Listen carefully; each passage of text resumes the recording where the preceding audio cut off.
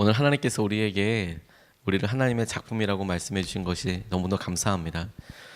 유명한 작품들을 보면 그 작품이 가지고 있는 아름다움과 그 작품이 가지고 있는 특별한 특징들 때문에 깊은 감동도 느끼게 되고 아름답다라고 생각하게 되지만, 때로는 그 작품을 만든 사람과 그 작가로 인하여서 그 작가가 가지고 있는 삶의 배경과 목적과 그 사람의 재능과 지혜 때문에 그 작품이 훨씬 더 아름답게 빛나고 더 많은 사연과 가치를 갖게 되는 것을 보게 됩니다. 작품 가치에서 오는 가치도 있지만, 그 작가에 통해서 이 가치가 얼마나인가, 똑같은 것을 보아도 이것을 만든 사람이 누구냐에 따라서 달라지게 되는 것이죠. 실제로 임화라고 해서 똑같은 그림을 베껴 그리는 게 있습니다. 그러니까 어떤 사물을 똑같이 그리는 게 아니라 어떤 유명한 작가가 그려놓은 작품을 다른 작가가 다시 그 그림을 그대로 똑같이 그리는 거죠. 그걸 임화라고 하는데, 재미있는 것은 어떤 작품들은 이 임화가 어떤 사람이 그린 그림을, 그 오리지널 작품을 다른 작가가 베껴 그린 그 작품이 훨씬 더 비싼 경우들도 있습니다. 그게 훨씬 더 유명한 그런 상황들이 되기도 하는 거죠. 왜냐? 나중에 이 사람이 특별한 삶과 특별한 재능으로 인정을 받았을 경우에 그런 경우들이 종종 있습니다. 대표적인 것들이 고흐의 해바라기 같은 그림들은, 모네라는 당시의 작가가 해바라기도 그리고 연꽃도 그리고, 근데 그걸 작품 걸려 있는 곳에 가서 고흐가 대신 똑같이 그리려고 했던 거거든요. 그런데 나중에 모네가 그런 그림을 그렸다는 것보다 해바라기를 그린 고흐가 훨씬 더 유명해지고 가격도 가치도 더 높아지는 것을 보게 됩니다. 하나님께서 우리를 흙으로 만드셨다라고 이야기하셨습니다. 어디서나 볼 수 있는 재료로, 그 재료 자체의 가치를 본다면 이게 무슨 가격이나 있을까 싶을 정도로 사방에 널려 있을 법한 흙으로 사람을 만드셨는데, 이것은 만들어진 사물의 가치가 그 가치 자체에 있는 것이 아니라 만든 분에 의해서 가격이 혹은 가치가, 무게가 주어진다는 것을 우리가 알 수 있게 되는 것이죠. 하나님께서 우리에게 이렇게 축복하여 주시는, 말씀하여 주시는 것입니다. 너는 내가 직접 만들었기 때문에 가치 있는 사람이다. 하나님의 작품이다. 라고 말씀하고 계시는 것이죠. 오늘 10절 말씀이 그렇습니다. 우리는 하나님의 작품입니다. 이 이야기는 하나님이 직접 만드셨다라는 의미를 가지고 있는 것이죠. 하나님의 손끝에서 완성되고 하나님께서 생기를 불어넣으셔서 다른 흙과는 전혀 다른 의미를 갖게 되고, 더군다나 하나님께서 당신과 교제하는 자리로 우리를 부르셔서 깊은 교제를 갖게 되는 생명이 되었다. 우리가 하나님의 작품이다 라고 말씀하고 계십니다. 이런 작품에는 만든 분의 목적과 정성과 그리고 지혜가 담겨 있습니다. 그분의 솜씨로 인하여서 하나님의 지혜가 드러나고 그분께서 보여주신 사랑과 정성을 느낄 수 있게 되는 것이죠. 우리가 딱 그와 같다라고 말씀하고 계십니다. 한국 근대 화가 중에서 이중섭이라는 분이 계십니다. 40살에 요절하신 분이지만 일제시대 때 자신이 갖고 있던 탁월한 재능으로 일본 사람들에게 마저 인정받았던 그런 분입니다. 그리고 이분이 세계로 알려지기 시작하면서 뉴욕에 있는 유명한 모던 아트 뮤지엄이라는 곳에 한국 사람으로는 최초로 유일하게 그분의 작품이 소장되어 있을 정도로 세계적으로 유명한 갤러리들에서, 뮤지엄에서 한국의 다른 작가들은 잘 모르지만 이 이중섭이라는 분의 작품은 모을 정도로 굉장히 유명한, 세계적으로도 유명한 이런 분이 계십니다. 이분이 한국 역사상으로는, 한국 미술품 사상으로는 이분이 그린 황소를 그린 그림이 35억 6천만 원에 팔리는 기록적인 그런 그림을 그렸던 분입니다. 근데 이분이 유명한 것은 뭐냐면, 너무 가난한 삶을 살았고 그럼에도 불구하고 자기의 삶을 소라는 어떤 매개체를 통해서 표현하고 가족에 대한 안타까운 마음을 가난하지만 평생 그렇게 그렸던 것이 사람들에게 엄청난 의미로 다가오거든요. 이분이 1952년에 생활고로 시달린 아내가 이남덕이라는 분인데 일본 분이십니다. 야마모토 마사코라는 여자분이 행복하게 살다가 생활고가 너무 힘드니까 두 아들과 함께 일본으로 다시 돌아가 버리고 평생 만나지 못했습니다.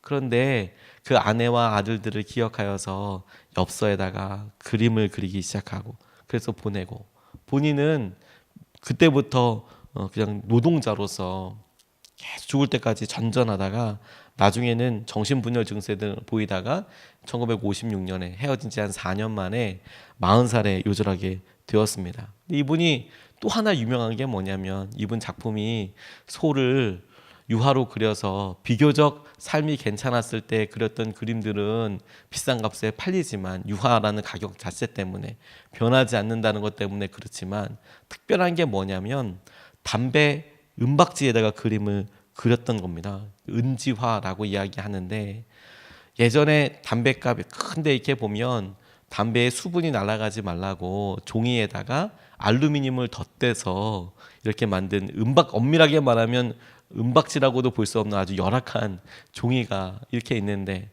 이 해방이 되고 그러고 나서 전쟁통에 막 이렇게 있으니까 돈이 없고 캔버스 살 돈이 없고 그런데 그림은 그리고 싶고 그러니까 노동일을 이렇게 하다가 미군 부대에서 나오는 담배에 은박지를 모아다가 거기다가 그림을 그리기 시작했어요. 거기다가 철필로 그림의 기본적인 형을 내고 거기에 있는 색깔을 이렇게 입혀서 싹 닦고 나면 이 스크래치 기법처럼 거기에 예쁜 그림이 남게 되는데 그 투박할 수밖에 없죠. 그리고 그 버리는 종이에다가 그렇게 만들어서 했으니까 아주 힘들고 어려운 삶을 살았는데 그 은지화에 담긴 애틋한 사연 때문에 돈이 없어서 계속 고민하던 화가의 마음과 또 그 가운데 표현했던 가족에 대한 절절한 사랑과 자기의 모습을 표현한 소의 모습이라든지 사람들의 모습이 그걸 보는 사람을 뭉클하게 만드는 거예요. 재료가 중요한 게 아니라. 그래서 이것 또한 이건 거의 이 은지화라고 하는 이 종이는 당시에 쓰레기로 버리던 것들인데 아무도 필요 없는 종이 한 장인데 그게 8천만 원이 넘는 가격으로 팔린다라고 이야기를 들었습니다. 정성을 사랑을 더하여서 거기에 맺혀져 있는 이야기로 인하여서 가격이 올라가게 되고 가치가 올라가게 되는 것이죠. 우리 자신이 하나님께서 주어진 여러 시간들 지나고 나면 한 줌의 흙으로 사라져 버립니다. 그 한 줌의 흙을 얼마짜리냐 얼마의 가치냐라고 이야기하면 정말 허망하고 허무하죠. 이거 뭐 어디다 쓸 수 있겠습니까? 그런데 하나님께서는 우리 몸에 대한 이 삶에 대한 자체의 무게에 대해서 보시는 게 아니라 그분이 우리를 얼마나 정성 들여 키우시고 만지시고 인도하시고 사랑을 더하여 주셨는지 그것이 우리 삶의 중요한 가치가 되고 의미가 되게 하여 주시는 것이죠. 우리가 선교를 나가서도 우리가 사람들을 사랑할 수 있는 이유도 주님께서 그와 같은 사랑의 대가로 만들어주신 작품이라는 것을 우리가 알기 때문에 그래서 우리가 주님을 믿고 의지할 수 있는 것이고 똑같은 은혜와 사랑이 우리에게 있다는 것을 기억하여서 우리 스스로가 우리에게 낮은 자존감으로 평가하거나 안 돼, 못한다, 너는 왜 그러냐 이런 식의 사고를 할 수가 없는 것이죠. 왜? 주님께서 우리를 엄청난 사랑과 엄청난 의미로 대하고 계시기 때문에 우리에겐 그게 너무나 소중한 가치이기 때문에 그런 것이죠. 하나님께서 우리를 당신의 이야기가 담겨있는 당신의 지혜가 담겨있는 당신의 사랑과 목적이 담겨있는 아름다운 사람으로 보고 계십니다. 우리가 주님의 작품으로 오늘 하루를 주님과 함께 동행하게 살게 되기를 주님의 이름으로 기도합니다. 두 번째로 붙잡고 기도하고 싶은 것은 우리를 위하여 만드실 때 선한 목적을 위해서 만드셨다라는 것입니다. 10절의 하반절을 보면 선한 일을 하게 하시려고 하나님께서 그리스도 예수 안에서 우리를 만드셨습니다. 하나님께서 이렇게 미리 준비하신 것은 우리가 선한 일을 하며 살아가게 하시려는 것입니다. 이렇게 이야기하고 계세요. 우리를 하나님의 작품으로 만드셨다 이렇게 말씀하시면서 이 만든 작품의 목적이 있다. 선한 일을 하게 하시려고. 그리고 이런 것들을 드러내기 위해서 하나님께서 이런 일들을 하게 하셨다라는 것을 드러내기 위해서 우리를 만드셨다, 지으셨다 이렇게 이야기하고 계십니다.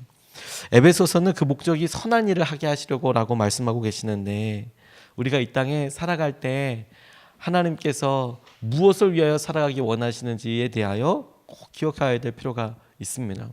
우리는 이 땅에서 다른 사람들의 원하는 돈을 많이 모으기 위해서 그렇게 지으심 받은 사람도 아니고 한없이 기쁘기 위해서 행복하기 위해서 만들어진 사람도 아닙니다. 하나님께서 우리 아닌 다른 사람을 선하게 하게 하시려고 어저께 다음 주 말씀 준비를 다음 주부터 시작되는 특세 준비를 본문을 쭉 다 정하면서 이제 마지막으로 확정하면서 솔로몬에 대해서 다시 보게 되었습니다. 자기의 삶이 자기 자신에게 향할 때 얼마나 허망해지는지에 대해서 솔로몬의 고백을 통해서 다시 발견할 수 있었습니다. 자기에게 좋다는 지혜, 자기가 갖고 싶은 여러 재물들, 심지어 자기가 눈에 보기에 너무도 사랑스러울 것 같은 그런 여인들, 주위에 엄청나게 많은 사람들이 부러워할 만한 일을 하려고 막 했었지만 결국에 그의 삶의 끝은 무엇이었냐면 허망하다, 허무하다. 내가 나를 위해서 이 모든 일들을 채워봤지만 밑빠진 독처럼 다 사라질 뿐만 아니라 결국엔 나도 없어져서 아무것도 일에 결국에 아무것도 아닌 거구나. 그런데 다른 사람을 위해서 했던 일, 하나님을 위해서 했던 일, 그것만 남게 되고 의미 있게 되는 것이더라고요. 선한 목적을 위해서 만드셨다라는 것은 나뿐만 아니라 나 외에 다른 사람에게 했던 일만 남게 된다라는 거예요. 남게 된다는 거. 우리가 사라지고 나서도 우리가 사람들에게 했던 그것이 남게 되고 의미 있게 된다는 것이죠. 이 세상에서 우리가 소금처럼 빛처럼 하나님의 의미와 존재감과 맛을 드러내기를 원하신다고 생각하게 되었습니다.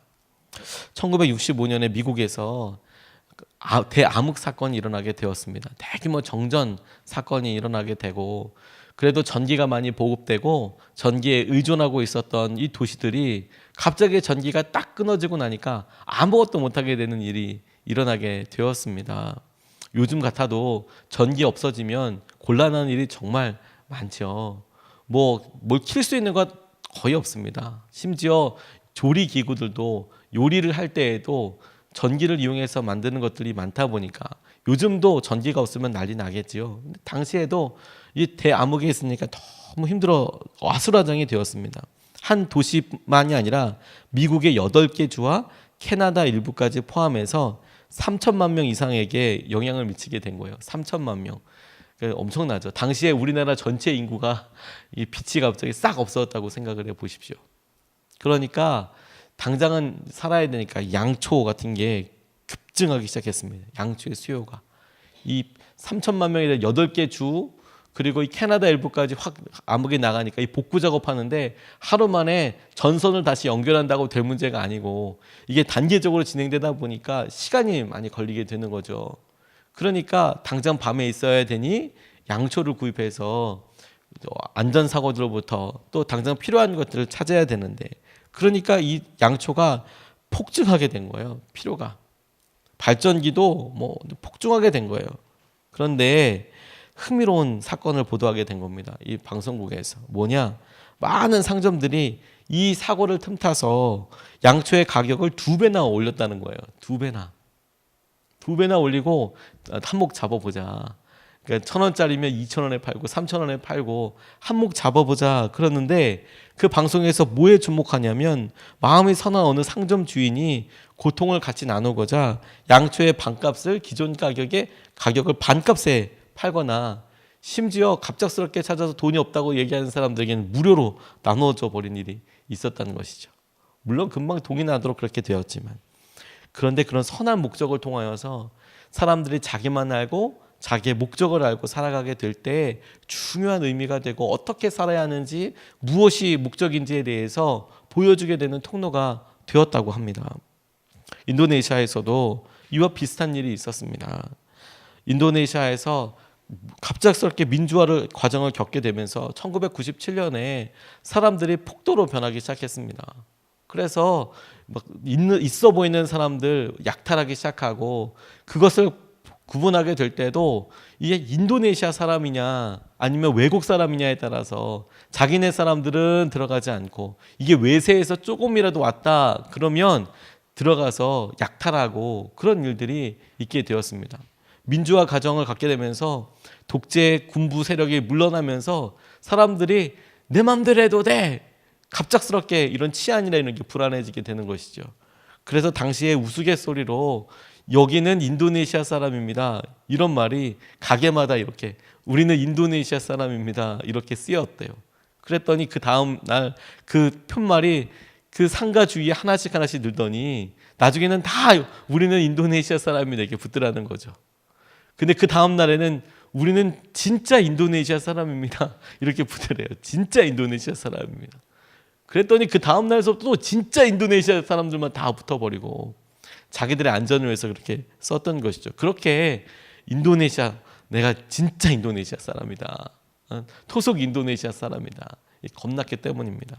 근데 이럴 때 가장 커다란 피해를 받았던 부분이 교회였답니다.